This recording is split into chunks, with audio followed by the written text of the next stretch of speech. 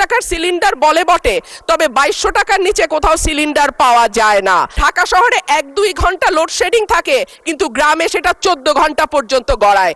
আমি এখন মাননীয় সংসদ সদস্য রুমিন ফারহানা ব্রাহ্মণবাড়িয়া 2-কে তার সিদ্ধান্ত উপস্থাপনের কক্ষে বক্তব্য রাখার জন্য আহ্বান জানাচ্ছি। সময় 3 মিনিট। মাননীয় স্পিকার, আপনাকে ধন্যবাদ।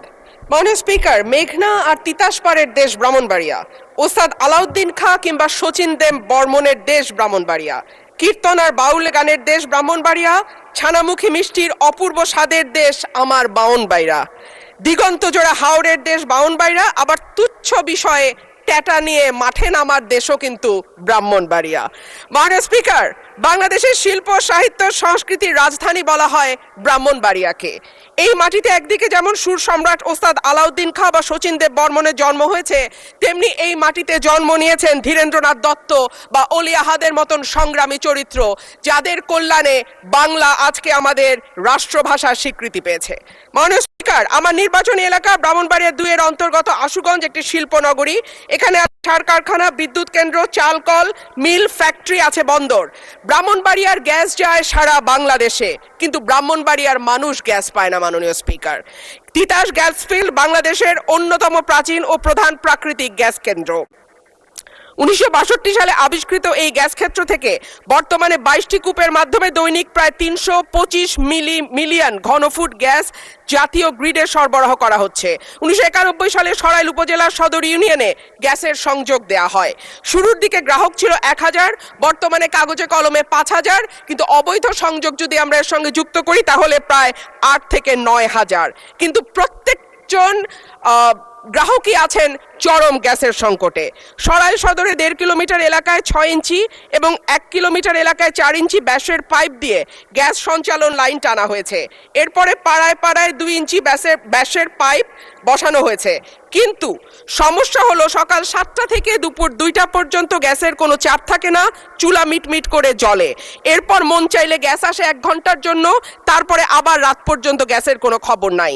দেশে গ্যাসের সংকট আছে, তার উপরে শীতকালে গ্যাসের চাহিদা আরো বাড়ে। অন্যদিকে আছে অবৈধ সংযোগ। Bakhrabad gas transmission and distribution system limited Brahmanbaria কার্যালয় থেকে জানানো হয়েছে, লোকবলের অভাব সহ নানা সংকটে তাদের তদারক করা পুরোপুরি সম্ভব হচ্ছে না। মাননীয় স্পিকার, 2016 সালে বাসাবাড়িতে গ্যাসের সংযোগ দেওয়া বন্ধ হলেও এখনো কিন্তু অসাধু কর্মকর্তাদের সাহায্যে বেশ কিছু মানুষ বাড়িতে অবৈধ গ্যাসের সংযোগ নিয়ে রেখেছে। সরকার রাজস্ব বঞ্চিত হচ্ছে এবং যাদের বাড়িতে সত্যিকারের লাইন আছে তারাও গ্যাস পাচ্ছে না। শেষমেশ মাটির চুলা, এলপিজি সিলিন্ডার আর বৈদ্যুতিক চুলা ভরসা। কিন্তু মাননীয় স্পিকার, আমাদের জীবন মানের এখন এমন উন্নয়ন হয়েছে যে গ্রাম বা মফস্বল এলাকাতেও এখন কিন্তু মানুষ ফ্ল্যাটে থাকে, পাকা বাড়িতে থাকে, উঠান এখন অনেকটাই বিলাসিতা। সুতরাং মাটির চুলায় রান্না করা বাস্তবতা বিবর্জিত। মাননীয় স্পিকার, আমাকে 2টা মিনিট সময় বাড়িয়ে দেবেন। মাটির চুলায় রান্না করা, মাননীয় সদস্য 1 মিনিট আপনাকে দিলাম। অন্যদিকে যদি আমরা এলপিজির দিকে তাকাই মাননীয় স্পিকার, 1940 টাকার সিলিন্ডার বলে বটে, তবে 2200 টাকার নিচে কোথাও সিলিন্ডার পাওয়া যায় না।